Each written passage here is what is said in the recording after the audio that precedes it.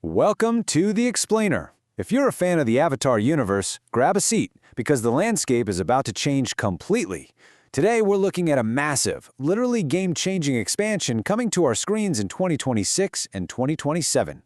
We are talking brand new animation, the return of classic legends, and some incredibly dark new lore that will totally redefine how we look at the Avatar cycle. Okay, let's dive into this. Here's our roadmap for today. First, the Avatarverse Expands. Second, rebuilding with adult Aang. Third, a dark post-Korra future. And finally, number 4, the twin Avatar mystery. We're going to trace the timeline right from Aang's familiar era straight into an entirely unknown and, quite frankly, super dangerous future. Section 1, the Avatar Universe Expands. So this entire renaissance is happening because original creators Michael DiMartino and Brian Konietzko have formed Avatar Studios, fully dedicated to growing the franchise. Charting this out brilliantly illustrates our timeline. We've got the original golden era of animation spanning from 2005 to 2014 with the original series and the Korra era. But now, we're skipping ahead. First to 2026 with the theatrical movie Avatar Aang. And then, we're taking a massive leap into a post-Korra cataclysm with the 2027 series Seven Havens. You know, the scale of this studio expansion absolutely cannot be overstated. Ramsey Naito, the president of Paramount and Nickelodeon Animation, made it crystal clear that they are treating this as an epic saga.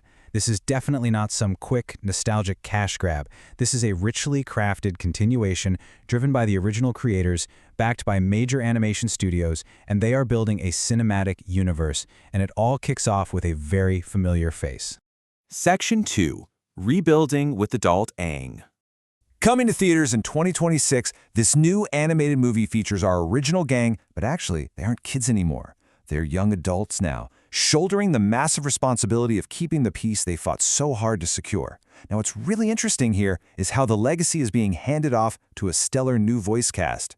We've got singer-songwriter Eric Nam taking on the role of Aang, Jessica Matten from Dark Winds is Katara, Roman Zaragoza steps in as Sokka's brilliant tactical mind, veteran voice actor Dion Kwan is our metal-bending master Toph, and Academy Award nominee Steven Yeun is taking on the incredibly heavy mantle of Fire Lord Zuko. Talk about a high-profile passing of the torch, right? But the peace they've built is actually pretty fragile, and Aang is dealing with some deep, personal grief over the loss of the air nomads. And that brings us to the central conflict of the film. Aang is desperately seeking to rebuild his lost culture, but everything he knows gets flipped upside down with the arrival of Tagga, who is voiced by Dave Bautista. Tagga is an ancient airbender who, crazy enough, just like Aang, survived by being frozen in ice. At first, this gives Aang so much hope, but Tagga's vision for rebuilding their culture is radically different. This pulls Aang into a deep mystery tied to hidden survivors that literally forces him to question everything he knows about his own people. Section 3. A dark post-Korra future. Let's move to and see how this builds into our next era, because if the 2026 movie is all about rebuilding a fragile world, the 2027 series, Seven Havens, is drastically shifting gears. It's about surviving a world that is completely collapsed. The rules here are so grim. It's described as a post-apocalyptic wasteland with heavy Mad Max and Planet of the Apes vibes.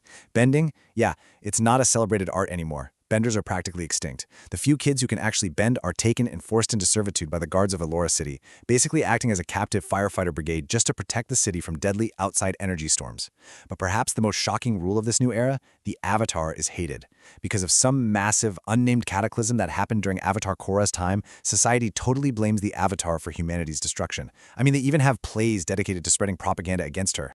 To tell a story this bleak and this complex, you really need time. And thankfully, Avatar Studios is giving it to us. Seven Havens is confirmed to be a massive 2D animated series spanning 26 half-hour episodes.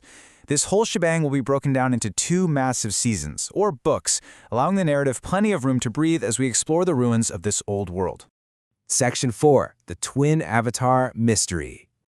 Get ready for the biggest, most shocking lore expansion in franchise history. For the very first time, the Avatar spirit hasn't just reincarnated into one person, it actually split. Meet the world's first set of twin avatars, separated at a young age. On one hand, we have Pavi. She's a homeless amputee and just a raw survivor. She's discovered by a guard named Jay when she bends all 4 elements just to save his life, and he brings her to Elora City. But here is the twist. The city's commander, Captain Karthik, already has the Avatar. His secret weapon is Nisha. She was hidden by the White Lotus, she's fully trained, incredibly aggressive, and totally ready for a fight. So we have two earthbending sisters, living radically different lives, yet both carrying the spirit of the Avatar.